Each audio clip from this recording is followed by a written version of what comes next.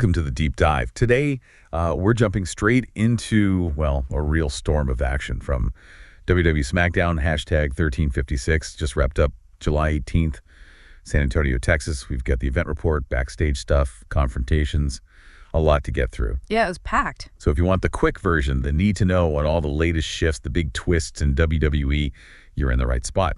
We're going to break down the key moments from last night, really tell you what matters heading into SummerSlam. And what's really interesting here is how so many different stories just slammed together in one night. We're talking family betrayals, huge challenges being made, new threats popping up. We'll connect those dots for you. Not just what went down, but why it's such a big deal, you know? Right. It really brings up that question. When allies become enemies, how does everything else change? Who actually holds the cards? Okay, let's dive in. There's a ton to cover here. We absolutely have to start with how the show opened. I mean, it really set the stage. We saw this chaotic scene. Looked like a car accident involving Solo Sikoa's Bloodline. Yeah, police, paramedics, Raw GM Addie Pierce was even there. Right, total confusion right off the bat. And the police start investigating, immediately focusing on this apparent staged accident. That word staged is key, isn't it? It wasn't just random chaos. It felt deliberate, calculated even. Absolutely. And it throws the whole Bloodline dynamic into question, you know, from dominance to something else. Deceit. Internal rot, maybe. Could be. And then the police zeroes in on Jacob Fatu. He's the suspect. Adam Pearce is telling him, look, cooperate. But Fatu, he's not talking. Says he has nothing to say. Stonewalling. Exactly. And then Solo Sikoa gets on the mic. And man, he just unloads on Jacob Fatu, calls him ruthless, selfish, a criminal.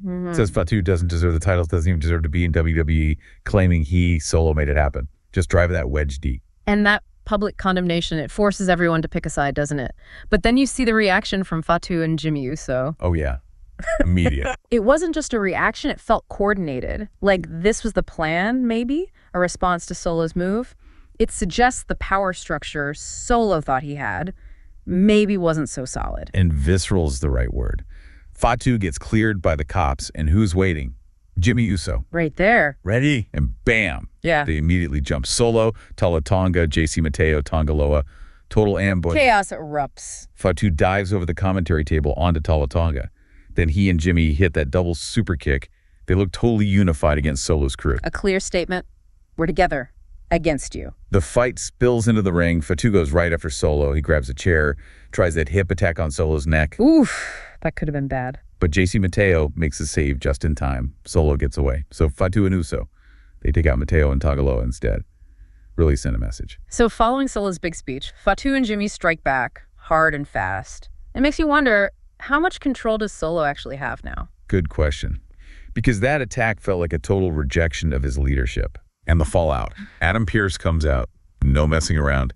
He announces it. U.S. Championship match at SummerSlam. Solo Sikoa versus Jacob Fatu inside a steel cage. Wow, locking them in. No escape. That's huge. Huge. But wait, there's one more twist. Pearce isn't done. He calls the police back out. Oh, way. Yes. And they arrest Solo Sikoa for the staged car accident at the start of the show. Oh, my God. So the leader gets taken out in cuffs after setting the whole thing in motion. Unbelievable opening. Just, yeah. Wow. Talk about things escalating quickly. Okay, so from that family drama, we pivot to, well, psychological games.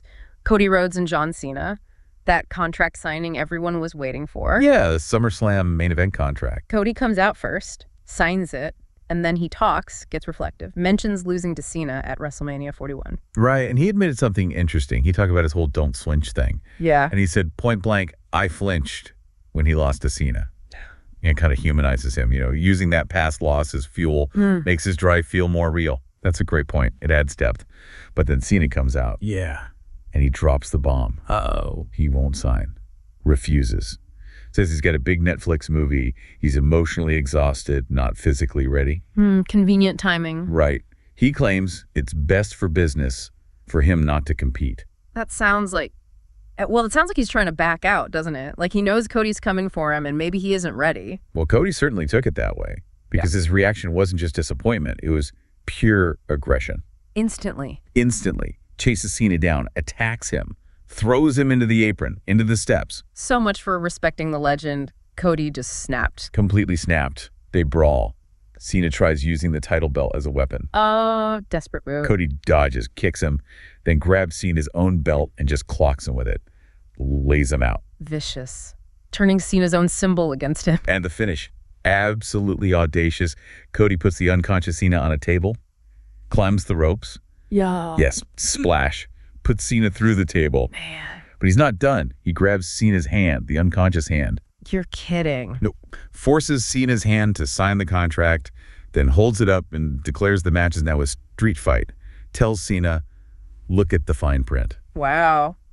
So Cody didn't just get his match. He dictated the terms, forced the signature, and made it a street fight. That's next level power play right there. Unprecedented, really.